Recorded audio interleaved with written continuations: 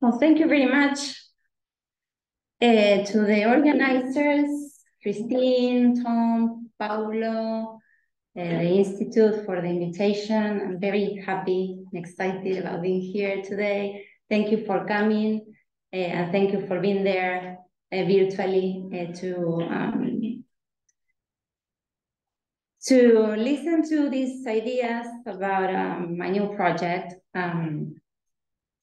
So let me start the presentation. The title is Feminism, Nation, and Citizenship in Argentina's Transition to Democracy. Let's see. Can you tell me if the people in the virtual space, if you see this PowerPoint slide, it has a map of Argentina and some photos of the. Okay, excellent. Thank you. Yep. So in 1983, Argentines rejoiced with a return to democracy and the fall of the military dictatorship that in power in 1976 had established one of the most brutal regimes in the region. In addition to disappearing 30,000 people, the dictatorship destroyed the national industry, propelled an inflationary crisis, and silenced and repressed different sectors of society. By 1982, the defeat in the Malvinas War against the UK, internal conflicts within the armed forces, and a growing economic crisis precipitated the beginning of the end of the regime. Equally important, society was becoming defiant, as evident in general strikes, mounting popular mobilization, open criticism, and the denunciation of human rights violations. This explosive climate propelled an agreement between the political parties and the dictatorship for an electoral exit in 1983. Raúl Alfonsín assumed the presidency on December 10th of that year. The Argentine democratic spring was marked by the recuperation of civil and political rights, from the right to vote and the right to safety to the freedoms of speech and association. The return to democracy was characterized by a new debate about citizenship focused on an important question: who belongs to the nation and what are the rights? Political parties, labor unions, the state, and civic organizations posed these questions and debated potential answers. Scholars of the transition to democracy, in turn, have been interested in studying the discussions about democratic citizenship. Argentine feminists were as engaged with those questions as these other groups, but have received less scholarly attention. This is probably the result of two trends in scholarship. First, the 1980s had traditionally been the realm of political scientists who have in general regarded feminism. Sorry. The thing is that I'm looking at I cannot see who's coming. I can hear the noise, but I cannot let them in. Sorry.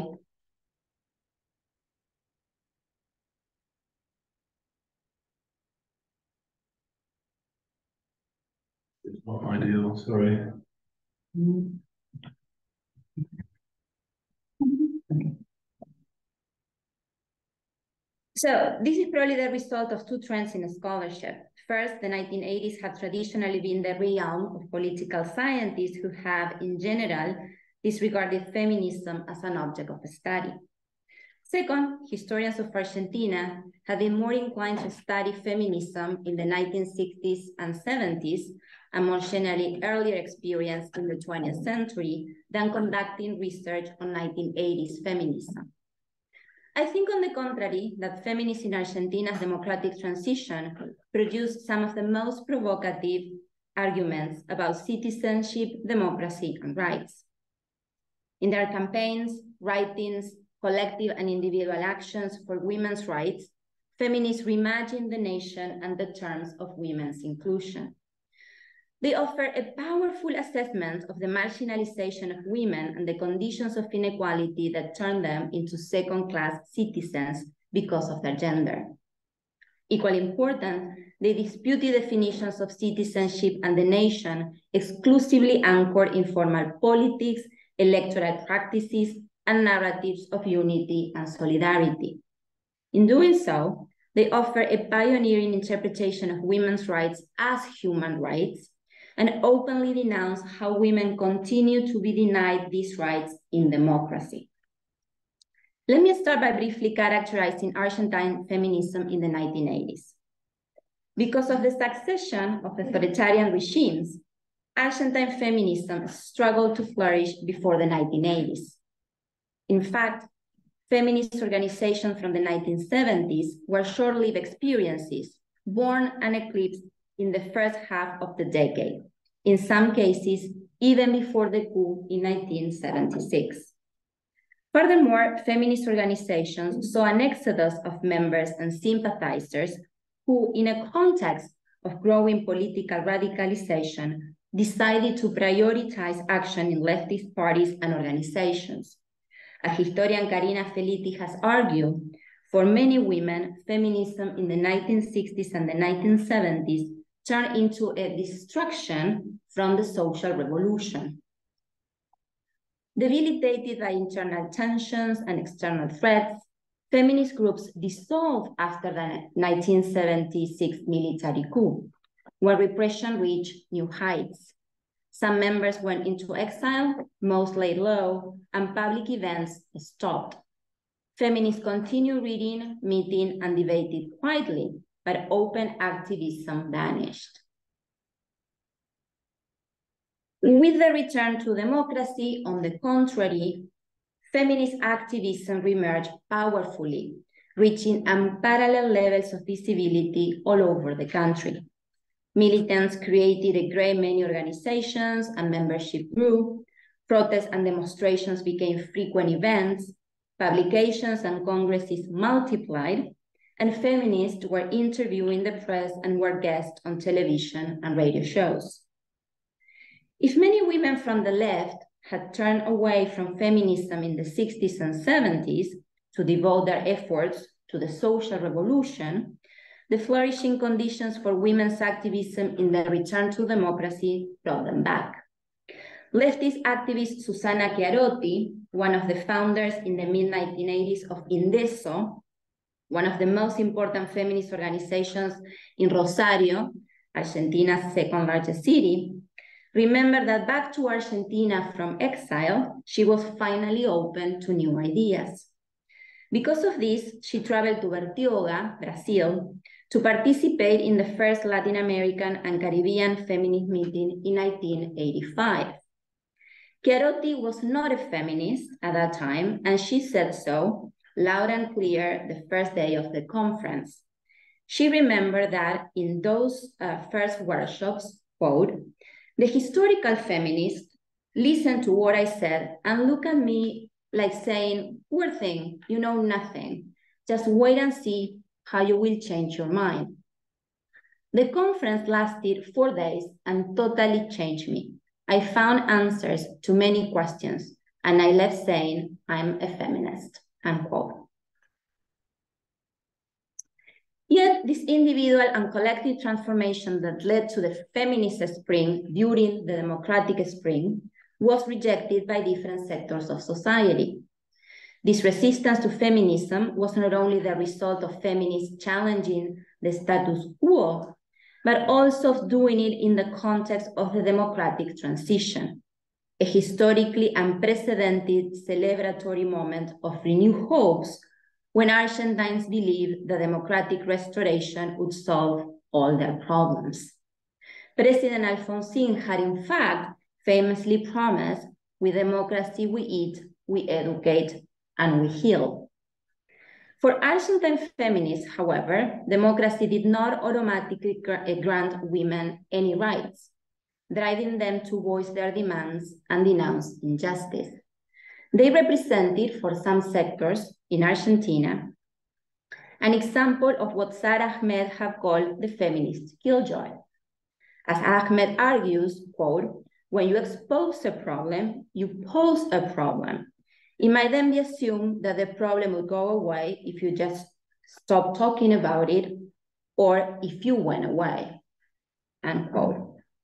But after years of silence, Argentine feminists did not stop talking and did not go away.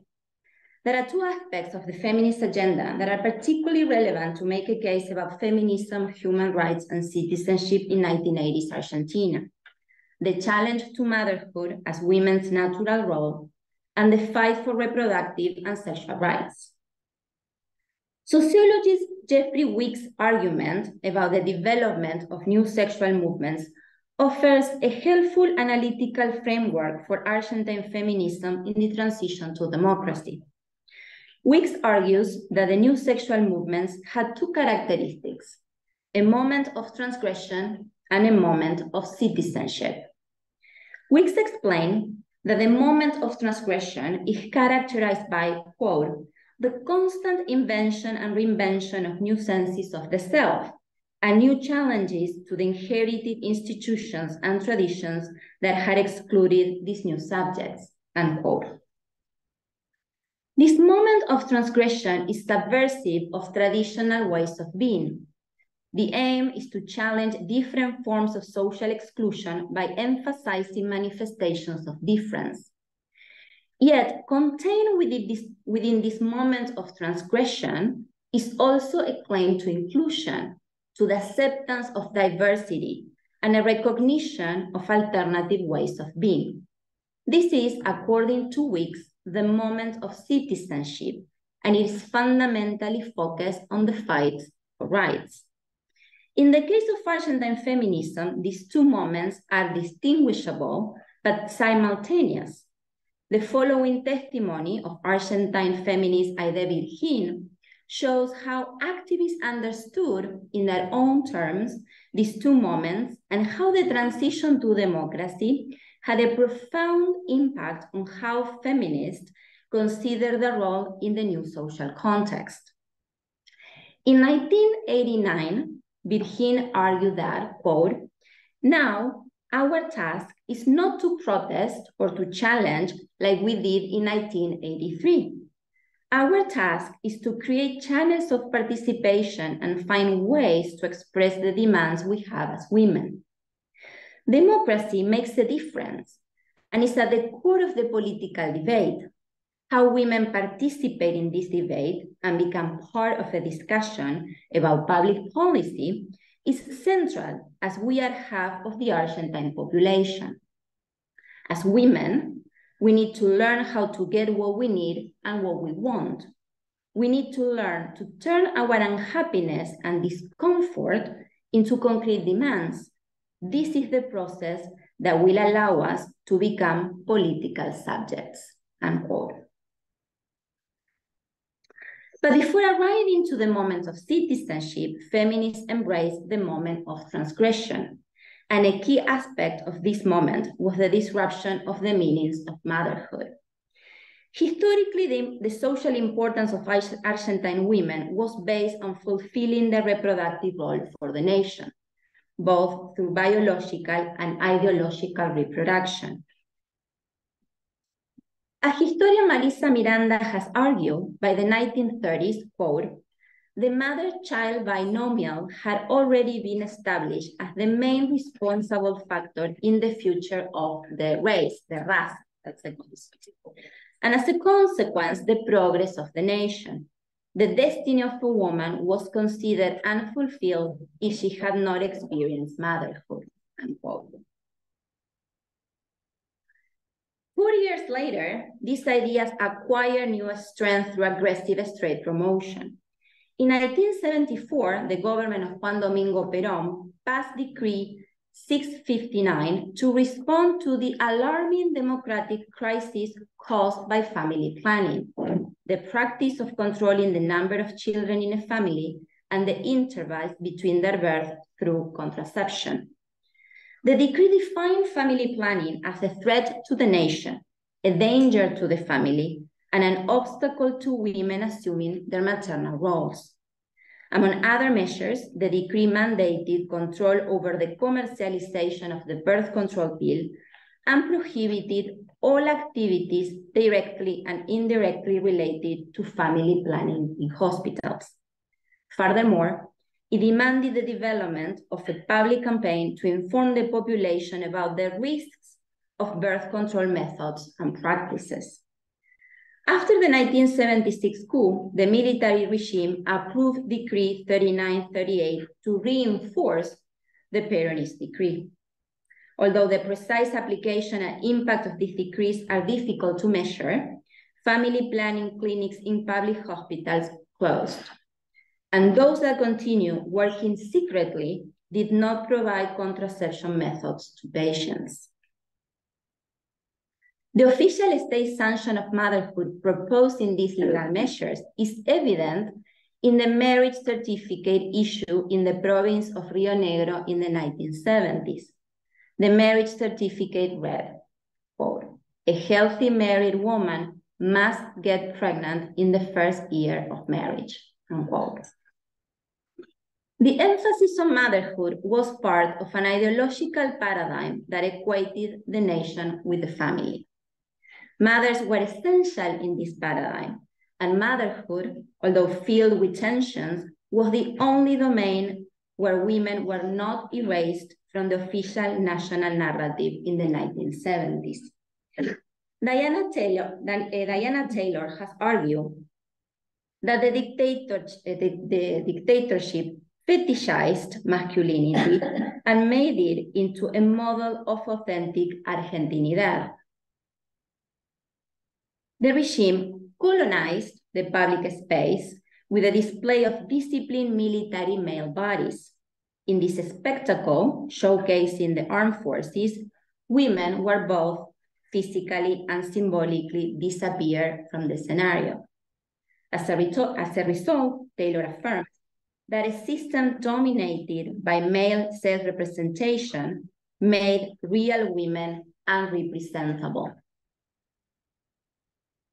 While the dictatorship feminized the enemy and the nation, it concealed, scorned, and repressed real women behind a mythic image of self-sacrificing and pure womanhood, most effectively embodied by the figure of the good mother. In 1977, Admiral Emilio Macera declared, quote, "How are women going to be absent in the current process if this is a new birth? We are appealing to women so they can be the mothers of the Republic, so they can teach it to walk, think, and smile. Never did Argentina need women so much like in these very moments, because never did the nation need to be so much in favor of life," unquote. However, the regime distrusted mothers, highlighted their inadequacies, and made them responsible for the difficulties in defeating subversion. In television commercials darás, "¿Usted sabe dónde está su hijo ahora? Do you know where your son is right now?" And open letters like Carta Abierta a las Madres Argentinas, the open letter to Argentine mothers, the regime warned parents, and fundamentally mothers, that they were expected to make the family a space of containment and discipline and to operate as state agents at home. In these messages that demanded mothers to be loyal, the dictatorship never lost an opportunity to manipulate feelings of parental remorse, incompetence, and failure. On the opposite side of the ideological spectrum, the left demanded of women the same commitment to motherhood as an obligation, this time not to the nation, but to the revolution. In the respective studies of Montoneros and the PRTR, historians Alejandra Oberti and Paula Martinez show that for both organizations, motherhood was women's natural duty, and accordingly, contraception was discouraged and scarcely employed. For both guerrilla groups, producing children for the revolution was a fundamental duty of the guerrilla fighter. With a return to democracy, feminist organizations challenged these ideas by engaging in a fight for access to contraception, sex education, and the right to abortion for all women. Feminists contested the place of women as participants in the process of nation building through motherhood by offering an alternative model of gender and sexualized national belonging, the fertility-controlled female body. Feminist activists defied the womanhood, motherhood, nationhood trinity that highlighted nature and obligation by proposing a new triad consisting of womanhood, pleasure, and selfhood. The feminist triad rejected the notion of woman as womb in dutiful service to the nation and proposed the idea of woman as a sexual citizen entitled to sexual rights that exceeded reproductive rights, for whom desire, both sexual and personal, was a central component of her identity. Among the numerous new and refounded feminist organizations that emerged in democracy, the Organización Feminista Argentina, OFA, most effectively illustrate these arguments. The OFA was established by Maria Elena Odone, an important feminist figure in the 1970s. The OFA represented an uncompromised form of feminism, unafraid of controversial arguments, including the denunciation of motherhood as a source of pain and subjugation for women. Following American feminist writer Adrienne Rich, the OFA contended that the current model of patriarchal motherhood constrained and dominated women while inhibiting female potential. In current-day society, mothers were compelled to repress their true identities and desires and live by rules and expectations they had not created nor fully understood. Feminists argue that women relinquished true selfhood not only due to the weighty demands of motherhood, but also because it was not a choice, but an obligation. Odone maintained that the process was normalized because motherhood was considered natural, instinctive, and inescapable. This idea negated the fact that, on the contrary, motherhood was a social and historical construct, and women were forced to conform to it. Recounting her own personal experience, Odone argued that she wanted children, but that, quote, desire was not the result of a conscientious and willful act. It resulted from the education I had received since I was born. Social pressure makes us believe we choose to be mothers. It is not like this.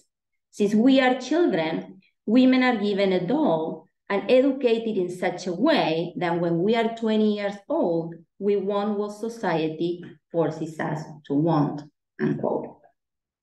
Therefore, Odone asserted, maternal instinct was a myth that acted as a mechanism for the domination of women. In fact, she equated children with the links of a chain that went from the hand of the male master to the neck of the female slave. As a result, Odone concluded that it was essential for women to search for feminist forms of mothering or to reject motherhood altogether. On March 8, 1984, during the March for International Women's Day for the first time in democracy, the OFA expressed its position about motherhood with contentious banners like the one in Odone's hands that read, "No to motherhood, yes to pleasure." That is Maria Elena Odone. Why? Other banners read, "Enough of phallocracy, let's vindicate the clitoris together." "Free abortion, we give birth, we decide." And "My body is mine, no more death for abortion." The OFA voiced the feminist understanding of sexual and reproductive rights as interlocking parts of female sexuality. Militants redefined sexuality from a one-sided passive sphere of women's reproductive duty to the nation to a multi-layered active field of rights and activism that is an arena of citizenship. In doing so, Argentine feminists reimagined the erotic and embodied dimensions excluded in traditional discussions of citizenship and renegotiated the classic public-private divide. This was a new form of thinking and talking about citizenship, best encapsulated in the concept intimate citizenship. Coined by Ken Plummer, intimate citizenship focuses on the control, access, and choices, or the lack thereof, regarding the body, feelings, relationships, identities, representations, experiences, and spaces. David Bell and John Binney refer to this notion as sexual citizenship. Here, the citizen is recognized as a sex and gender member of the nation. In turn, the nation is understood as an imagined community of sex and gender bodies. In the return to democracy, Argentine feminists paved the way to the sexual citizen, yet the path was full of obstacles. Maria Elena Odone experienced in her own personal life the high price women paid for questioning the womanhood, motherhood, nationhood trinity. After 17 years of being formally separated, her husband filed for divorce and used the press coverage of Odona's participation in the Women's Day demonstration to win a case where she was found guilty of injurias graves, slander, even after appealing the initial sentence. In the ruling, the judge cited the messages in the OFA banners, the ones I just showed you, like this one, to argue that by defending the right to abortion and demanding sexual freedom, Odone was contesting motherhood as one of the most important missions of women and the main obligation of marriage. The judge declared that because of the public demonstration of her beliefs, Odone was wronging, insulting, and offending her husband, violating his dignity, honor, and reputation. The judge also argued that she was failing to fulfill her marital duties, even though she had been a devoted mother and housewife for more than 2 decades and had unsuccessfully reported her husband to the police for physical and psychological violence in several occasions. Reflecting on this experience, Odone drew attention to the evident disenfranchisement of women. The ruling showed she was not free to assert her constitutional right to express her ideas uncensored. Odone concluded, quote, "Even though I'm a citizen of this nation, because I'm a woman and a feminist, these judges put me outside of the law and exclude me from the Constitution," unquote. Yet feminists like Odone persevere because they believe that in the new Argentina rising after the fall of the dictatorship, the idea of the nation state as the property of men had to be contested, and the inclusion of women as gender and sex subjects require active mobilization. This was underlined early on when feminists realized that they could not count on the Alfonsín administration. Despite the pro-family planning rhetoric, the government introduced no legal, financial, or institutional measures to make contraception and sex education accessible, free, and safe for all women. To counter government inaction, feminist organizations ramp up the language of sexual rights. To do so, they drew on the United Nations Convention on the Elimination of All Forms of Discrimination Against Women, adopted in 1979, often considered the International Bill of Rights for Women. Although the Argentine government did not ratify the convention until 1985, feminists employed it actively to denounce the lack of access to birth control and the lack of sex education as forms of discrimination against women.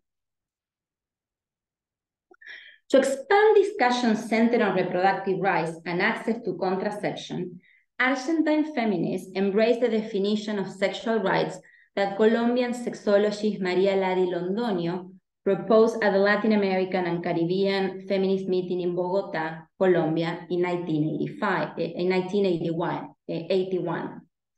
The 10 sexual rights of women were the right to sexuality independent of reproduction, the right to know and love one's body, the right to orgasm, the right to affection and an enjoyable sex life, the right to express one's sexuality freely, the right to family planning through the control of both the male and the female body, the right not to be treated as a sexual object, the right to sexual pleasure independent of sexual penetration, and the right to refrain from being sexual.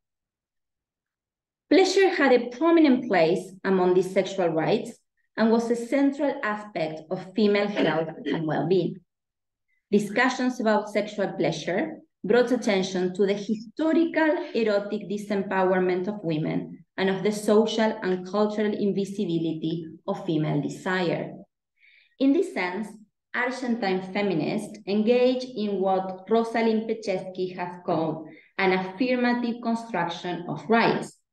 In addition to fighting for the negative freedom against unwanted intrusions, violations, and abuses, activists conceptualize the positive capacity to seek and experience pleasure as a right. This was the powerful and for some shocking message of the banners displayed by feminists in the March for International Women's Day in 1984. Central to that message was the language of citizenship that activists used to link women's rights to their status as ciudadanas, a term that became common in feminist documents, articles, and pamphlets, a reminder that Argentine women were indeed citizens of the Argentine nation. This was particularly important when feminists criticized and denounced the legal system, judges, legislators, and the police for the lack of protection and resources provided to women, and was fundamentally relevant when feminists discussed violence against women. A clear example is how feminists use the language of citizenship to denounce the police for inaction in cases of sexual and domestic violence. Feminist organizations believe that police forces, mostly male, without a specific training, bias, and representatives of male power, were complicit in the violence against women.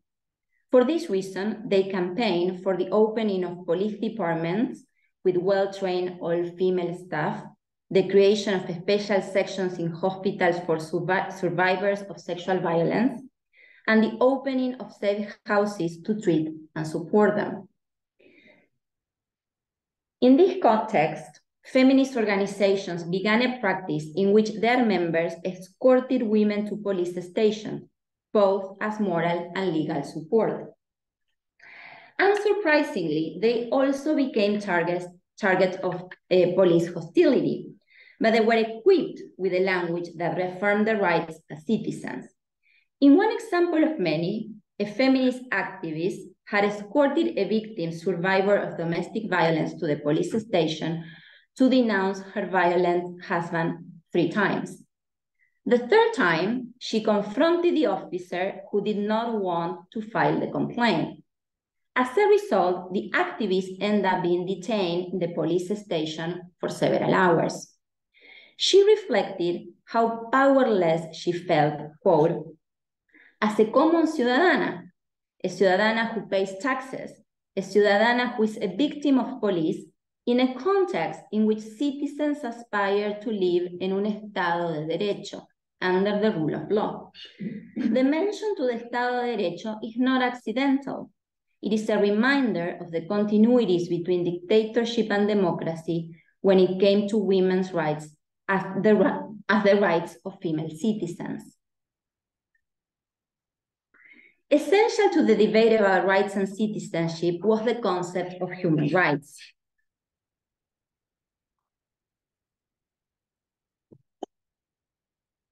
Feminists conceptually redefined women's rights as human rights and expanded the definition of human rights violation.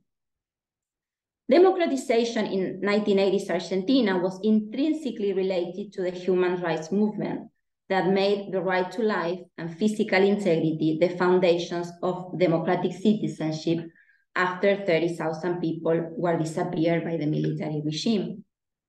But for feminists, the fight for human rights exceeded the fight for justice for the desaparecidos, to include the demands of marginalized and wronged social sectors in democracy, where women were front and center.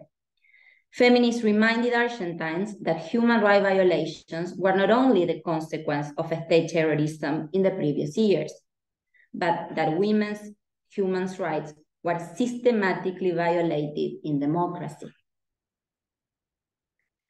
Access to contraception and to safe and legal abortion and violence against women were the main demands that feminists voiced with the language of human rights. In these cases, the discussion was based on the most talked about human right in the transition to democracy, the right to life. But feminists developed it further. The right to life was not only the right to exist, but it was also the right to have a dignified life, a life without fear, humiliation, and degradation. How many Argentine women, feminists ask, enjoy this type of life? This is why feminists link femicide to histories of violence that could have been prevented, but that instead both society and the state chose to ignore. In 1988, for example, the Grupo Feminista de Denuncia had a very active role in publicly discussing and condemning the death of fashion model Alicia Muñiz. Muñiz was murdered by her famous partner, world boxing champion Carlos Monzón, who strangled her and pushed her off a balcony. The Grupo Feminista de Denuncia condemned the complicity of family members, neighbors, doctors, and friends who look away, and of judges, the police, and congressmen who remain indifferent and even hostile toward abused women. Indeed, 4 months before being murdered, Alicia Muñiz had tried to file a police report because Monzón had attacked her, but the judge dismissed the complaint. This was a common story of victims of domestic violence. In the words of a feminist activist, this was a chronicle of a death foretold. Feminists made a simple but powerful argument to explain why women's basic rights were denied and violated, even for someone like Alicia Muñiz, a woman who was wealthy and well-known. Women were not considered human. Law scholar Didi Herman has suggested that, in fact, the fight for sexual rights as human rights is, quote, a struggle for membership in the human community, unquote. For Argentine feminists, a language that linked women's rights to the status of human beings reinforced claims of citizenship and strengthened the idea that, as abstract and universal as the concept of a human being might initially appear to be, it is a gender and sexualized construct. Maria Elena Odone argued that because women's humanity was in question, that ontological freedom was denied. Odone explained that the idea that all humans are free did not apply to women. They were not free when they could not choose how many children they wanted and when. They were not free when a husband did not allow them to study or work outside the home. They were not free when they avoided certain areas of the city, fearing for their lives. They were not free when the state did not offer protection from domestic violence and sexual harassment. Freedom resonated powerfully in the context of the transition to democracy in Argentina, because it defined the historical moment after years of authoritarianism. It is important to consider that the link between the female experience and human rights was debated internationally for the first time in the United Nations World Conference on Human Rights in Vienna in 1993. In this context, the debate fueled by feminists in Argentina in the 1980s, linking women's rights and human rights, sounds even more pioneering and brings attention to the role of feminists from the global South in advancing international discussions about women's rights. In this regard, sociologist Maxime Molineaux has argued that, quote, Latin American women have been particularly active and influential in the international arena. It is no exaggeration to say that the movement became more internationalized in the 1980s and 1990s than in its entire previous history, unquote. In the second half of the 1980s, for example, Argentine feminists were particularly critical of Amnesty International. They criticized the organization for its narrow view of human rights violations that disregarded femicide or domestic violence because of the absence of a government as perpetrator and for the lack of political motivation behind these crimes. Argentine feminists claim that there were three explanations for this position. First, Amnesty International proposed an incomplete and ineffective definition of the political that rejected the idea that gender relations were political relations. Second, through this position, Amnesty was refusing women's status as human beings. Third, Amnesty International's position was the consequence of men's control of the institution, a common characteristic of international organizations at the time. Amnesty International finally began to address the issue of violence against women in 1989, and even then, it focused on female political activists. Women in the Front Line from 1991 was Amnesty International's first report on human rights violations against women and focused primarily on female activists who had been persecuted by the state. Amnesty International included forms of violence against all women in 1995, following the conclusions of the UN Conference on Women in Beijing. Feminists believe that Amnesty International's position illustrated a central problem of many human rights violations against women, including domestic violence, sexual violence, and forced pregnancies. They were committed within the family and by private individuals or organizations. Thus, a reconsideration of the private-public divide was central to redefine women's rights as human rights. Argentine feminists campaigned relentlessly to bring attention to domestic violence, sexual and psychological, as a violation of human rights. Feminist organizations argue that women lack social and legal protection against psychological, physical, and sexual violence at home because society and the state were more interested in defending the family and preserving male authority than protecting the lives and freedoms of women and girls. The Grupo de Denuncia Feminista argued that, quote, the victim of domestic violence is totally helpless because society and the government value more the family and marriage as social institutions than the human rights of women. Therefore, violence against women at home continues with impunity and social acceptance, unquote. In closing, I would like to restate some of the main ideas that I addressed in this presentation. During the transition from military dictatorship to democracy in Argentina, the discourse of citizenship and human rights was a central component of public life and social mobilization. By opening a public debate on critical issues such as motherhood, sexual and reproductive rights, and violence against women, feminists recentered the discussion about freedom and democracy on intimate citizenship.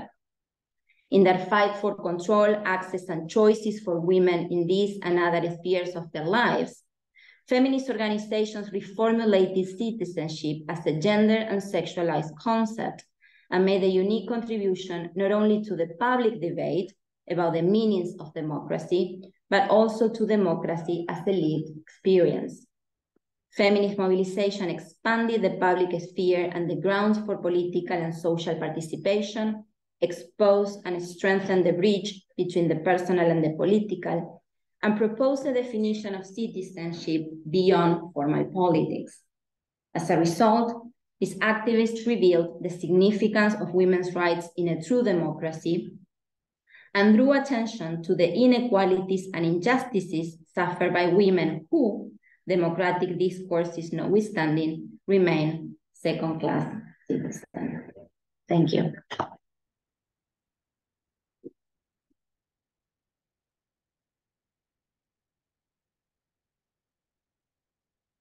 Thank you very much, Natalia, for a fascinating paper. Okay, we have lots of time for questions, so let's take, maybe what we'll do is we'll sort of take 2 or 3 to begin with, pull them together, and then come back for more. So let's start here. Yeah. Close and yes, so sorry. that they can. Oh yes, yeah. If you could. So here I close it.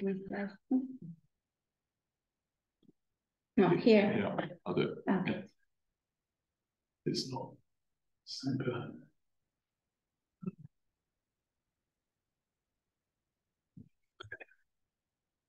Yeah.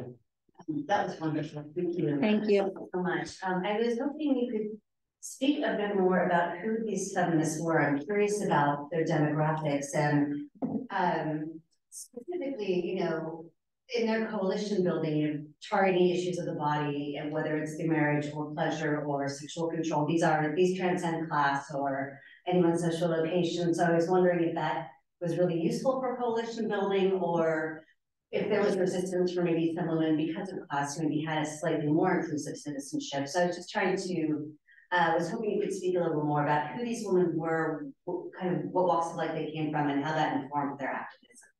Thank you. Okay, that's all. Yeah, then we'll go over that. Yeah. Great, thank you so much for this talk. I was thinking about how you were comparing the situation in Argentina to the other Latin American countries. I mean, I'm thinking very much of the experience of Peru that got back to democracy in 1980, and contraception policies were very, very strong from the 1980s onwards. And then they were being brought in by the government. And again, in response to the military government that had been very natalist and had completely closed all that. So it was interesting there that the feminists in Peru didn't really have an opposition, say, to the government being there. They worked together in most of the cases. I have a lot of anecdotal evidence on that for personal reasons. But there's other countries in Latin America that also had very different trajectories. I think of Colombia, where contraception policies in the 1970s were huge. And even in Mexico, where this whole notion of motherhood is so pervasive and so strong, again, in the 70s, contraception was so strong that they even had policies that they brought notions of contraception into telenovelas. So there was this whole thing happening. And so it's interesting to me to see how, I mean, it's very logical. I didn't really know much about the Argentine experience of how democracy, dictatorship is very linked to this. Then of course, if you would compare with Chile, I think it would even be even more so. I mean, natalist policies, I don't even know what the history of contraception in Chile would be. So I guess question of divorce as well. I mean, in the case of Chile, I don't know the legislation in Argentina. But let me go. Yeah. If you kind of broaden this discussion to a wider, say, because you did talk about the international aspect, which I thought was fascinating, this whole debate about women's rights are human rights, and how Amnesty International was maybe not seeing that because it's not political, it's in the home. I think that was a very cutting edge way of thinking about rights. And I think that's something that really shines through your talk, and how strongly they brought that. But I was interested to see how the question of contraception was quite different, and even how in other countries in the world, like say India, Indonesia, Sri Lanka, contraception in very, very conservative countries where religion plays a huge role, and still they embraced it very early on in the 70s and 80s. So interesting. Maybe we've got enough that we'll come back to. Let's give Natalia a chance to plenty to chew on there, and then we'll plenty of time for more questions. Yeah. Yes, actually the question about who these women were is very interesting, because as I was preparing the PowerPoint and going through my photos and looking for photos online, it is very interesting to see, and I was making this comment to my husband because actually I thought, well, this could be a nice article to write.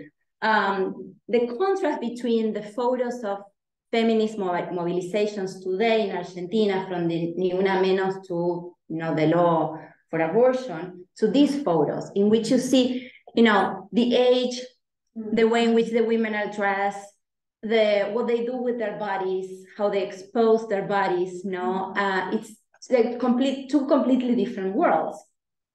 So as I was thinking about that, your question really, is connected to the demographics and how the demographics change.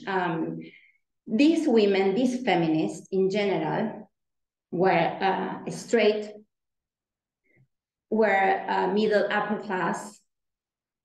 In some cases, they were professional women. They were educated. They live in big cities, mostly Buenos Aires, Rosario, Córdoba, Mendoza. They did not really, it's a completely different universe to the universe of popular feminism today in Argentina, where, for example, the issue of race and class is so important and is so much discussed by young feminists. For these women, this was not an issue at all. Even the issue of sexuality was not an issue at all. And this is the reason why this first feminism in the 1980s was so controversial with regard to sexuality, because even though some of the most important feminist organizations within the organization discussed the issue of sexuality, lesbians were basically asked to remain silent in public. So one of the reasons why we have one of the first separations within the feminist movement happens at the end of the decade, when a group of feminists led by Ilse Fuscova and Adriana Carrasco and other very important figures of lesbian activism in Argentina decided to appear in a public demonstration with their own banners. So a lot of these other feminists in these groups were not very happy. They thought they were bringing, the wrong attention to the movement. And this group of women decided to create their own independent organizations. So more or less, these are the characteristics of these women: upper middle class, educated, white. Of course, I forgot to mention the issue of race. Natalia, your question. First of all, I don't have, to be honest, this is the beginning, so I've been reading, but I cannot offer an articulate answer about strong comparisons or substantial comparisons with other feminist movements at the same time, in the same period. And I guess, again, this is a problem with the historiography. In Argentina, in which the 1980s is kind of, is not historiographically, has not been very important for Argentine scholars. Now, in the last 2-3 years or so, I guess, because of the anniversary of democracy, the return to democracy, Argentine scholars have been published a lot of edited volumes and such. So I think sooner or later we are going to catch up with the interest. So even in the case of feminism in the 1980s, like I was saying at the beginning, there is not much written from a historical perspective. And I think the same applies to other countries in Latin America. Like the 1980s in general, well, it depends on the country, but in general, it's kind of complicated. With regard to your point about contraception and comparisons with other countries, this I can tell you more or less for sure, that yes, the Argentine case was extraordinary. And I was actually, as I was making notes, I deleted some information that I had in comparison with 2 other countries. Let me go back to this. Studies show, to compare Argentina with Brazil and Mexico in the previous decades, and again, to show the impact of the dictatorship in contraception, and the dictatorship and the Peronist regime in contraception, studies show that between 1970 and 1981, sales of the pill grew only 47% in Argentina, while annual sales in Brazil grew more than 400%, and in Mexico, more than 300% in the same period. So, you know, those numbers that I did not include in my presentation really show the difference between Argentina in the context of Peronismo and the dictatorship, and Mexico and Brazil in a little bit more liberal sexual context in which the contraception pill was sold, you know, without much control. And again, I guess the issue of Argentina and the particularities of Argentina in this context of the succession of authoritarianism is very important to understand sexual rights and sexuality in general.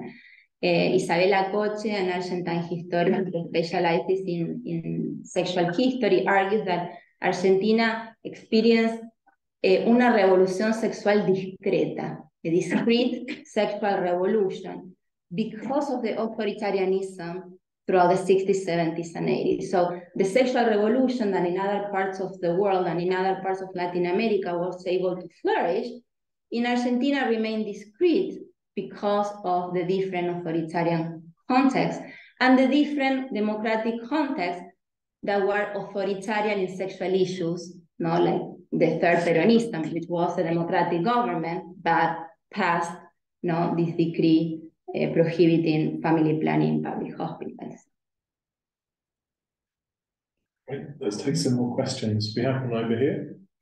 So I would like to start by thank you for your presentation. It was very, very interesting. And apologizing because some of my listening of your presentation are very influenced by my experience searching in Brazil, specifically.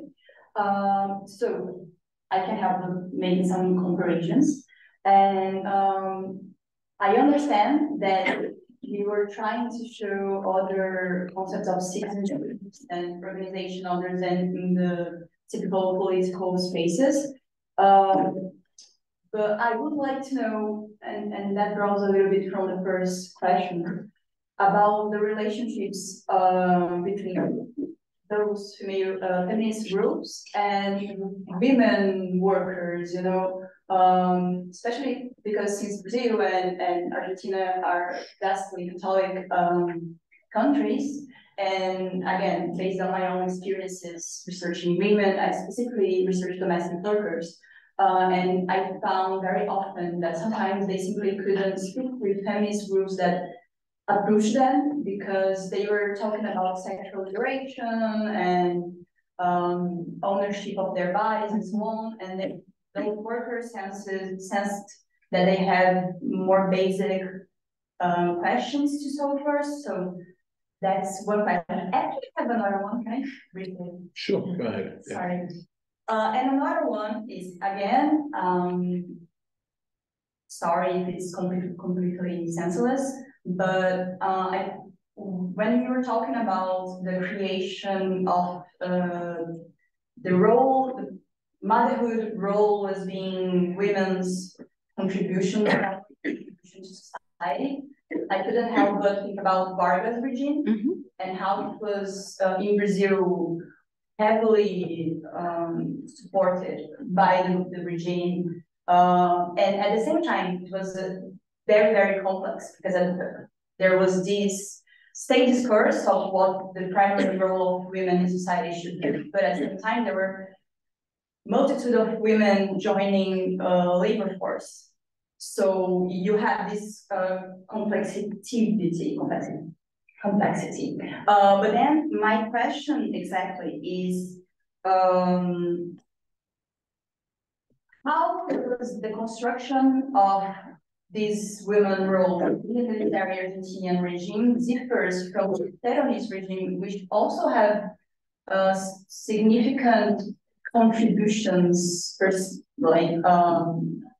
regarding the role of women as reproductive, I'm so sorry, I think my vocab is failing, but do you understand? Yes. So basically the question is, let me see if I understood it correctly, just, help me. How did the role of basically, or the idea of the mother is different in Peronism and the dictatorship? Exactly. Okay. Yeah. Just a comment. Yes. I love the fact that you used the comic exactly when you're talking about the idea that women were raised with the idea that they should be mothers, because Susanita is that character, right? Like it's that's a different chapter. That's for another talk to talk about Mafalda and gender roles. But well, yeah. Let's take one more. Tanya, you had a question. I had a follow on from Natalia's question actually as well. And thank you for an amazing presentation. My question was less about comparison and more perhaps about direct linkages or connections, networks. To what extent are these women drawing support from feminists in other countries and around the world? And to what extent are they offering support, given that Argentina gets its democracy before neighbouring countries? On that, I just wondered, you mentioned exiles very briefly, to what extent do returning exiles provide linkages, or if you do have networks, are they from other places?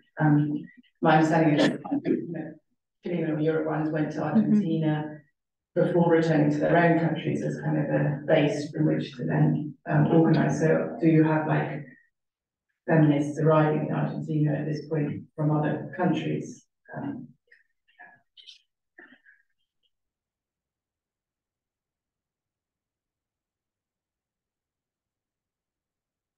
Should I? Yeah. So going back to your questions, the situation in Argentina in the 1980s, the universe of women's mobilization, like you were saying, is way more complex than the way that I depicted it, right? And that is because feminists were just one group of women mobilizing in this context. So feminists were not the only women mobilizing. There were other women who did not consider themselves feminists and still mobilized, demonstrated, and participated in this march. The main difference, I think, is the reasoning behind feminism of thinking about women's rights and thinking about sexuality. And sexuality was a point of contention between these women and other women. Probably one of the most important umbrella organizations in Argentina at the time when it comes to women's mobilization was the Multisectorial de la Mujer. And the Multisectorial de la Mujer was basically an umbrella that encompassed different types of organizations, including housewife organizations, professional organizations, lawyers organizations, working class organizations. Now, it is tricky to think, and again, this is a generalization. Probably one of the most important issues dividing these groups was the issue of sexuality. And especially this type of quote unquote raw sexual rights. Now, the discussion about pleasure, the discussion about rape, the discussion that was complicated for other women who were not feminists to digest. However, there is a photo, if I can go back, please, let me show you. If I can go back to the, can I go back to the presentation? We share screen. Yes, because I want to mention something that is relevant. Just to make this a little bit more complicated than it is, I guess.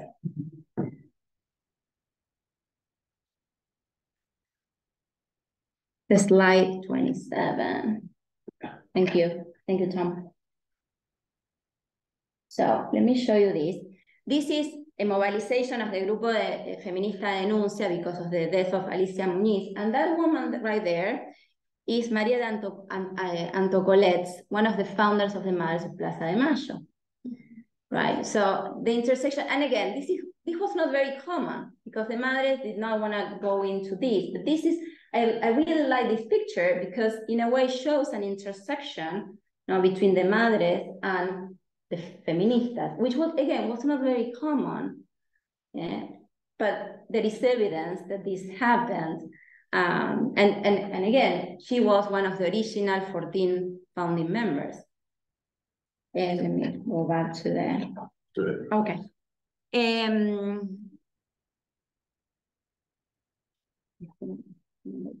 So again, the feminists were just one group, and I think the main difference was the issue of sexuality and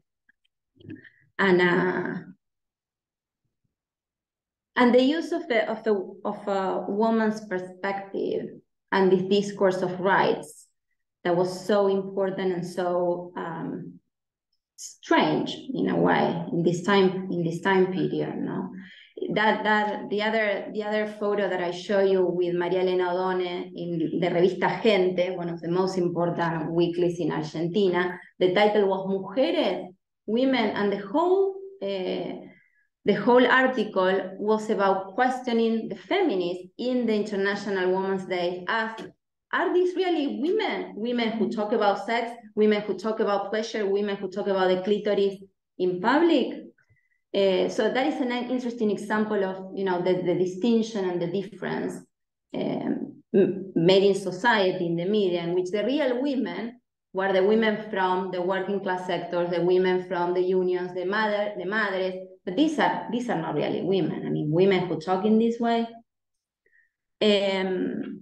Your point about the difference between the idea of the mother, the difference between Peronism and the dictatorship. I think probably one of the main different things, I think that in the case of Peronism, the idea of woman was way more complex than for the dictatorship. In a way, for the dictatorship, publicly, the woman was the good mother, and that was pretty much it.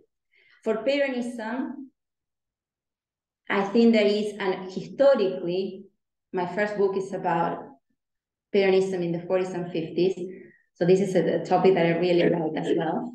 And Peronism was way more complex in the ways in which womanhood was understood. So yes, you do have the good mother, but you also have the good worker, the good consumer. My first book was about consumption, actually. The good consumer. And then you have Evita. And Evita as an icon, no, is way more complex than the good mother. And even though Peronism officially tried to fight those ideas and different historical moments, the power of the icon was so strong that basically that the multiplicity of meanings was very difficult to avoid. Good meanings and quote unquote bad meanings for the regime. So I guess that is the main difference in a nutshell. The question of the support, I think that is a very interesting, super interesting question. I don't have at this stage an answer to that question. There is a lot of activity because of these congresses that happen in different parts of Latin America. There are different meetings, there are different exchanges, but I have not really documented them. I have this suspicion though. No, I don't know. No, I'm not gonna. What was the meeting in Brazil you said in 1985? Yes, it was in Bertioga. It was a feminist meeting, feminist congress. Where is Bertioga in Rio Grande do Sul? Mm-hmm.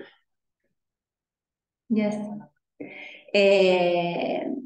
So there were these meetings, there were these different types of exchanges, but I think in general, just based on the publications, with a few exceptions, Argentine feminists were specifically looking at the North. When it came to theoretical reflections, when it came to theoretical understandings, the publications were, and again, different newsletters, different type of internal documents show, for example, the interest in translating from English to Spanish, the division of labor to translate, like women who knew French or who knew English, basically translated and distributed these documents with articles or with, you know, pamphlets. But I cannot make an argument, a substantial argument about trans Latin American interactions at this stage, sorry. Let's take a few more. Christine? Thanks. I thought this was a really great paper. And I hope you publish on this soon. I think people will be really interested. No, but I really think that the argument kind of speaks effectively to some of the debates in the Argentine literature in the 80s and also to the kind of broader human rights literature. So I think people will be really interested to read it. I wanted to ask a little bit about political strategies, because the argument that you present about citizenship, is connected to some of these protests that we see and kind of people out in the streets, but we didn't hear a lot of examples of feminists kind of trying to get involved in the everyday work of democratic politics or elections or lobbying elected officials. So I wonder if they were doing that also, and if they weren't, why not? What kind of relationships did they have to the radicales and to the Peronists? And then a kind of subsidiary question, to the extent that they weren't Peronists anymore, might a lot of them have been Peronists initially, kind of in their sort of political, like their path toward conciencia? Yeah, I was going to ask, sorry, about if feminists at this time maybe advance on economic arguments to defend, I don't know, contraception or some of the causes they were defending. And if, for instance, Marxism was important, or maybe more liberal ideas of how homogeneous ideologically was the movement. Yeah. So, I think mine links a little bit to both of these questions. I was so interested in the photo that you showed about the left revolutionaries who see their role as women and mothers mainly, and the other flip side of the coin, and to what extent those things were really separate. Whether there's anything more you can say about that photo, I wasn't sure when that was from or. Yeah, that photo is actually, those photos I took from a book published, it's called La Guardería en Habana. It's a personal account about a young woman who grew up in Havana, an Argentine woman who grew up in Havana, connections with Santucho, and basically that is the photo of the woman with the child is part of the cover of the book. The name of the author escapes me, but if you give me, I can tell you after the talk. But the book is something like, the title is La Guardería de Habana, something like that. But I'll tell you after the talk, when it comes to me, because right now when I need it, I don't have it, but it will come later. Should I? Yeah. So the question about the political groups and feminism, the political activation and the political strategies.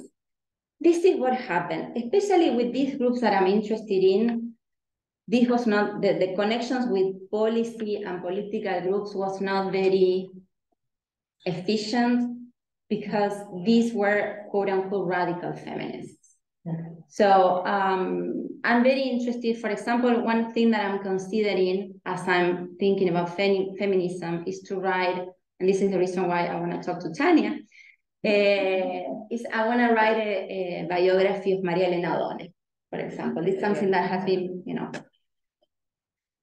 I've been thinking about a lot. But these women like O'Donnell, like women in OFA, in the Grupo de Denuncia, other figures were very radicalized. So because of this radicalization, they did not have a direct link with political groups. And also because they mainly did not want to be associated with political groups. So that was some sort of a contradiction there, because they wanted to change things, but on the other hand, they did not want to negotiate or compromise politically when that time came. Later on, there were some discussions within important feminist groups, like, for example, Lugar de Mujer, which was a very important feminist organization in Buenos Aires, about how to proceed, like, for example, the quote that I used by Virgin, but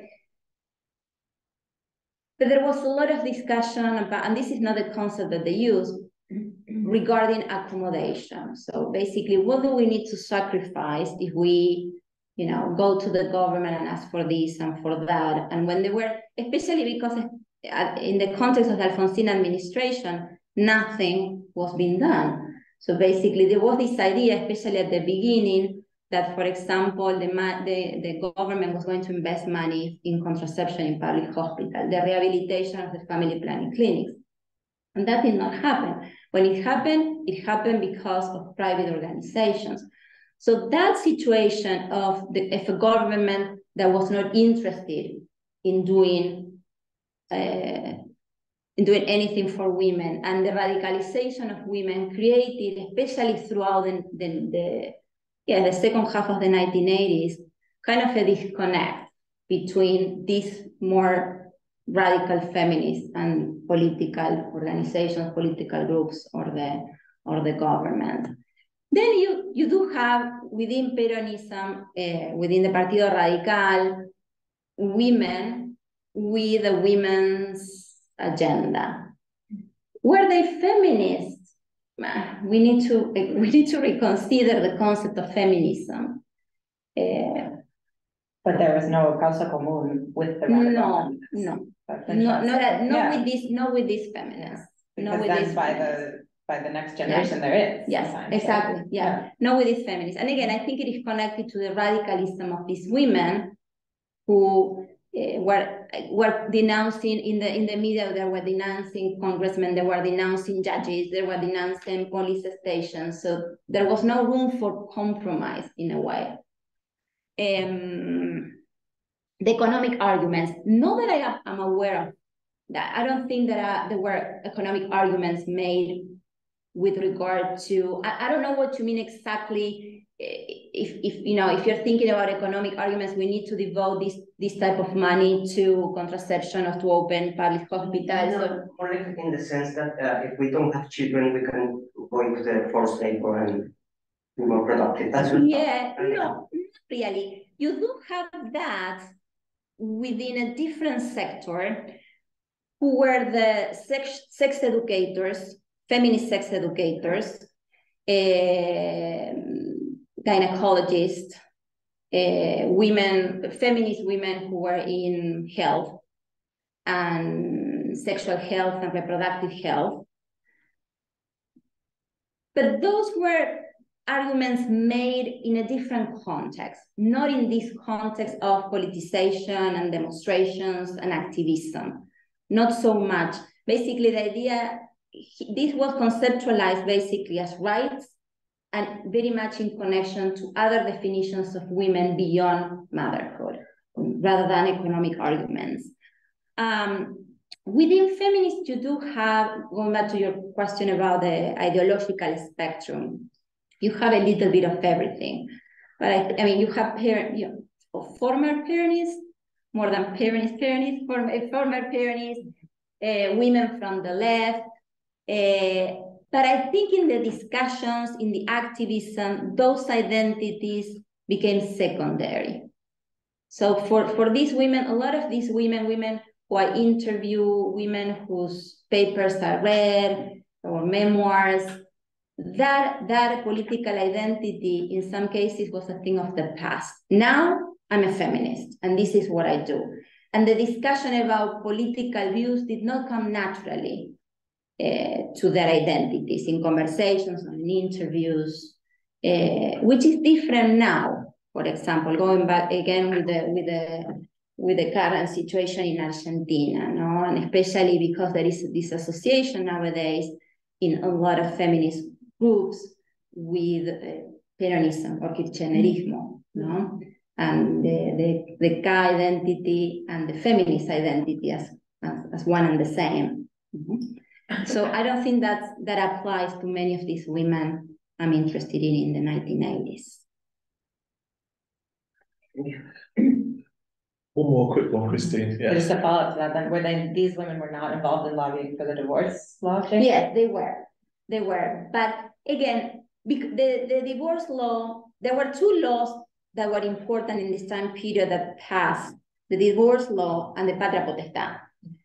And these were, of course, part of the feminist agenda, but exceeded the feminist agenda. So the Multisectorial de la Mujer, other women's organizations also mobilized for this.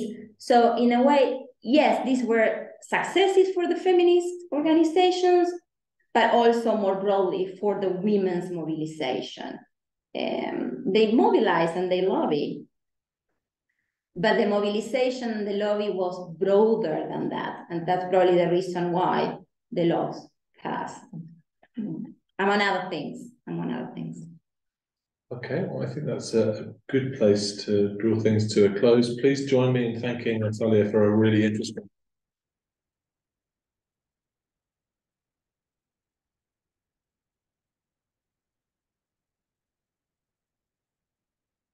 We're getting some applause online as well. I'll let you. Oh, it's okay. Yeah. Thank you.